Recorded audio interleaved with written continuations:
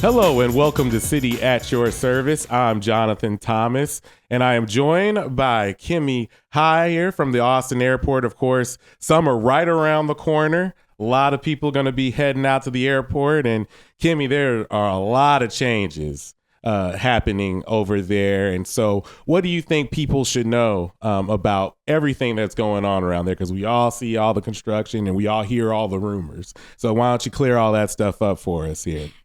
How much time do you have?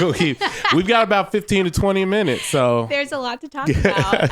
I'll open it up with just talking about our Journey with AUS construction program. That's what we call it, the Journey with AUS, because it is quite the journey that we take our passengers on. It's our multi-year construction program, and if you come to the airport right now, you can see some of the construction happening right now. We have some near-term improvements that are going to be activated as soon as in a couple of months, like our international arrivals. And then we have our bigger projects that are going to take a significantly longer time, like our arrivals and departures hall, our new concourse, and the tunnel. So, and then there's everything in between, like our a lot of near-term improvements, like our Westgate expansion, atrium infill. I could go on, and we can deep dive into those. But to answer your question, a lot going on. There's a lot to talk about. Okay, well, let's start with the near-term improvements. So, if you're heading out, in the next year or so, what are you going to be seeing different? Absolutely. So the things that I'm going to talk about are going to be opening next year. So people will see the construction happening when they arrive this year, and they'll see a fully developed product next year, which is really exciting. So one of those things is we just broke ground on our yellow garage. Our yellow garage will take place of our red garage, because the red garage has to come down to make way for our arrivals and departures hall, to kind of give you some background.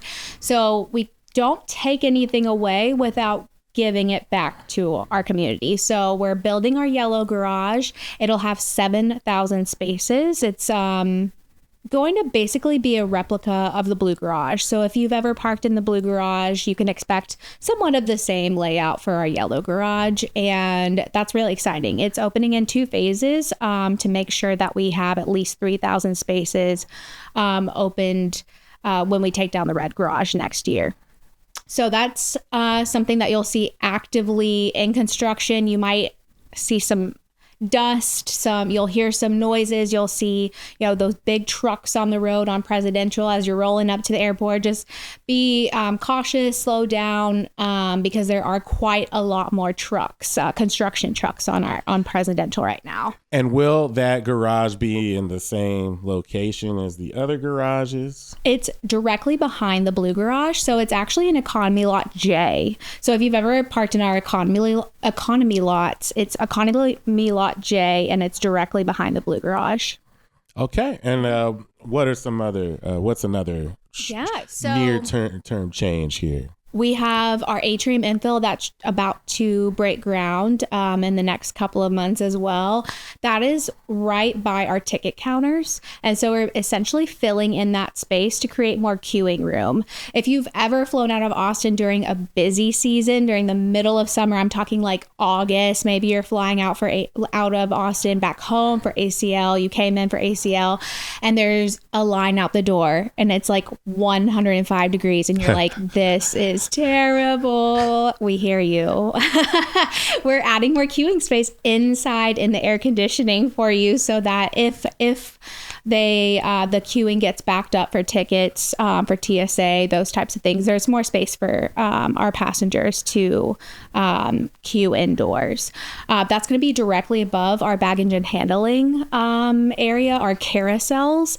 And so you're going to experience a lot of walls that are going to be up. Maybe you'll experience a lot more noise when you're coming through the front part of our airport, the non-secure side, as we call it, before you go through TSA. You're going to hear a lot more noises. So just be anticipating that. all good things happening behind the walls. You'll see it next summer. You'll really enjoy it when it opens next summer. And then also we have our international arrivals going on right below that area. So our international arrivals, I'm not sure if you've ever flown international into Austin, but there's just one carousel right now for all of our international passengers. And that created a lot of backup. People were, getting just stuck kind of like queuing on the escalator. That was an issue. And so this is directly related to that issue. We're fixing it. So we're taking out that escalator and creating, once again, more queuing space so you're not getting stuck on that escalator.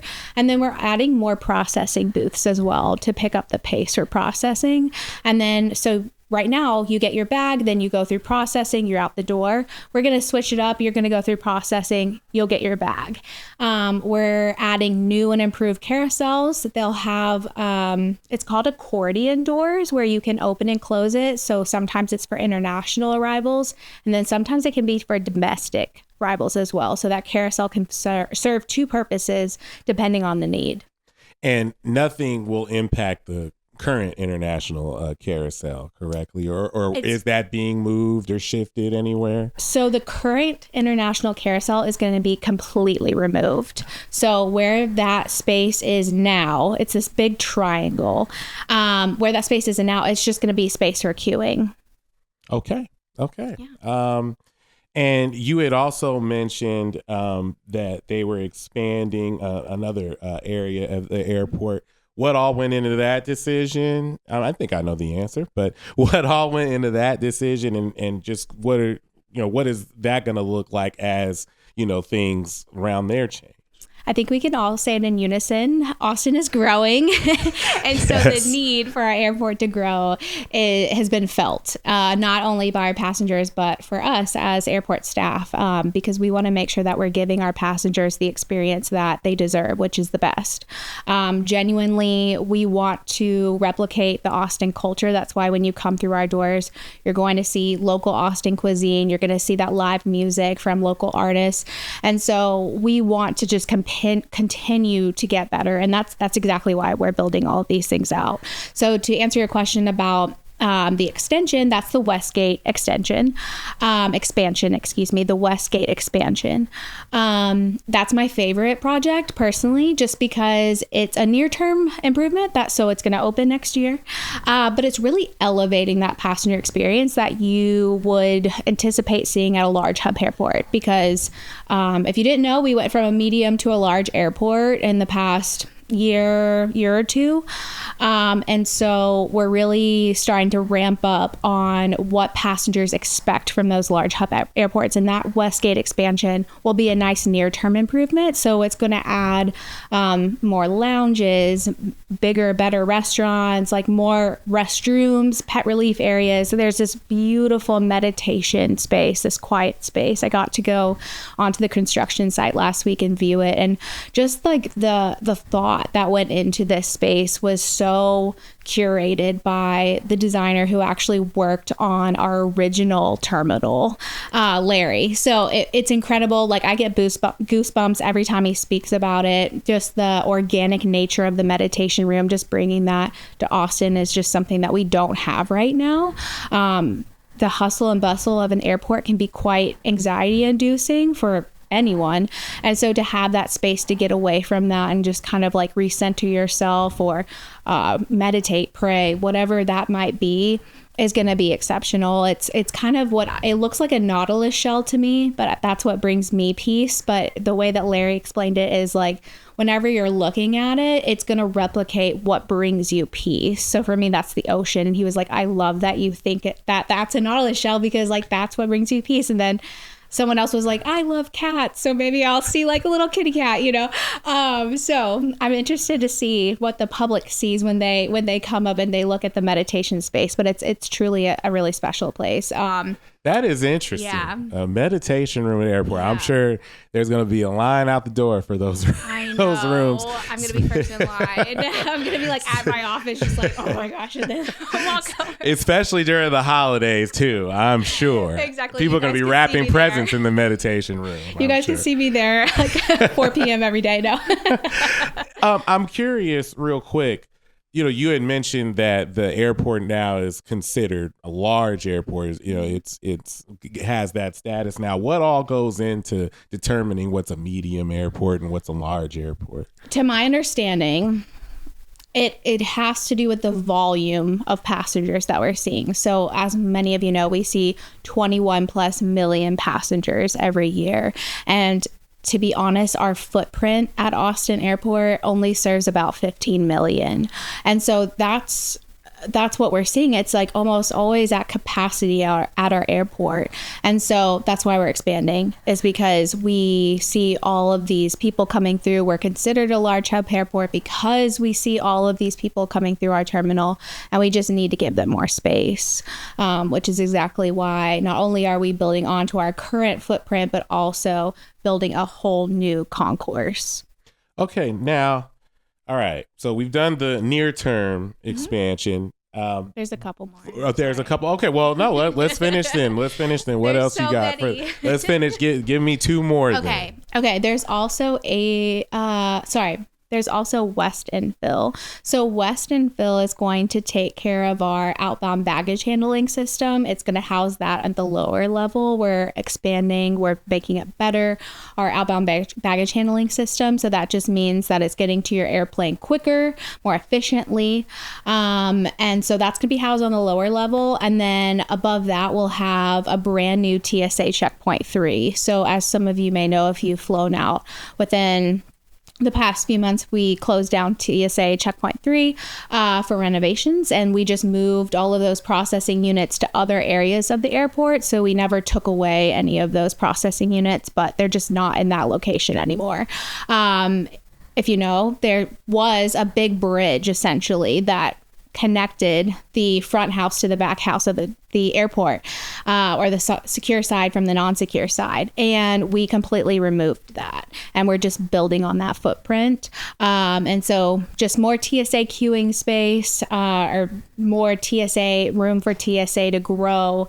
And then some outbound baggage handling system area as well.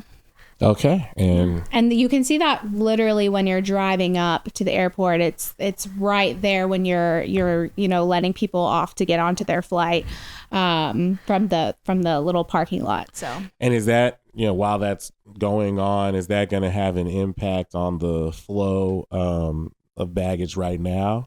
It's not, because we still have that system. We're opening it in phases. So phase 1's already done. Phase 2 will open, I believe, sometime next year. And so no, it won't change that. It's only going to get better from here. Okay. Yeah. All right. So 5 years from now, what is the airport going to look like? 5 years from now, hopefully we'll all be like ribbon cutting our Concourse B tunnel, arrivals and departures hall. We're hoping in around like 2030. So yeah, it feels like it's tomorrow. I know for me, but I know for passengers it's like, okay, but we needed this 10 years ago. And to that I agree. Yeah.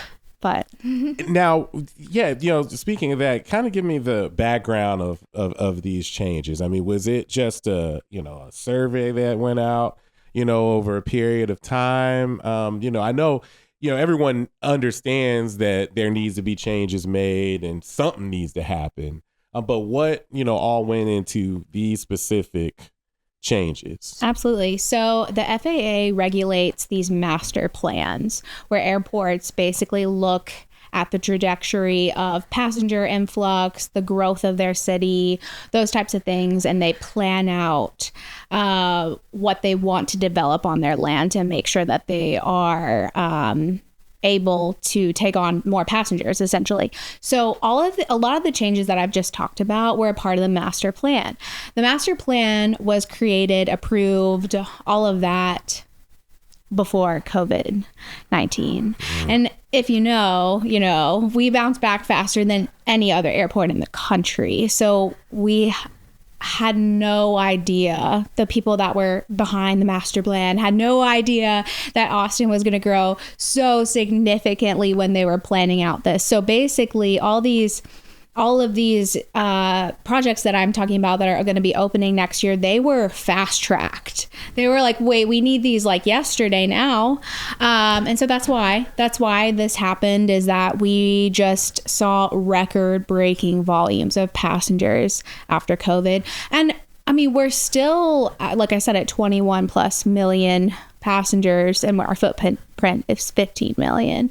But we're not seeing those record-breaking numbers anymore. We're staying consistent, which is good. I mean, that's a good thing. But that's why, is because it was always planned to expand, but now we're expediting that process essentially because of the influx of passengers that we're seeing and wanting to give them that that Austin experience. Anything else on any long-term changes to the airport? In 5 years, if you come through Austin, you'll see that second concourse. I mean, that's our big project. Obviously, the arrivals and departures hall when you enter the Austin airport, it's going to look completely different. I mean, the roadway alignments to even get to the airport from the interstate going to be completely different. If you think about it, we're literally pushing out our airport closer to the garages, and so it's going to look like a completely different space. But I can promise you that we're still going to keep that Austin culture, that Austin flair. We're still going to have that live music. We get asked that all the time, and we're very proud that we have that Austin culture, and we keep it weird at the Austin airport. And so we certainly intend to continue that in Concourse B, so you can at least know that you will still feel at home when you're in the airport. Now, any travel tips for those who are going to be heading out, this summer or whenever, especially with all of these changes? Absolutely. So TSA, they regulate about a 2-hour arrival time before domestic travel. Because of how many people are coming through Austin and because of construction, we actually ask people to arrive 2.5 hours before their domestic flight. And that's just allowing time for you to either drop off your rental car, park, get through TSA, arrive at your gate. You just never know, based on the day, based on the influx of passengers, how long it's going to take to do all of those things. And we've got great live music and great food waiting for you as well. So we got you covered if you do go through really quickly, I promise you. And then for international flights, we ask for you to arrive 3 hours earlier for international arrivals. You referenced it. The live music is super popular. You're right. You said people ask you about that all the time with all the changes. Is the live music still going to be around? And you make them happy when you tell them yes. And I can attest to that. That's one of the first things people bring up when they talk about the airport is the live music. Yes, sure. It's the heartbeat of I feel it's the heartbeat of our airport. I mean, we've got stages all throughout our terminal. And lots of local artists. So yeah, that's one of my favorite parts of walking through our terminal whenever I go over there for certain things. Okay, and Kimmy, we're going to put up some info on the screen. If people, have any, need any more questions answered about what we talked about today, they're going to go to a couple of websites you're going to give us here to see more information on all the great projects and things that are going on over at the airport. So, where can they find all that good stuff? If you ever want to find out more about the Journey with AUS expansion program, you can always find all that information on our website. It's austintexas.gov/AUS Journey.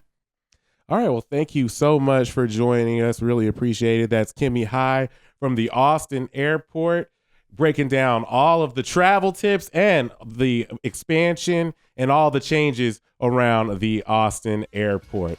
Well, this has been City at Your Service. I'm Jonathan Thomas. Have a good one.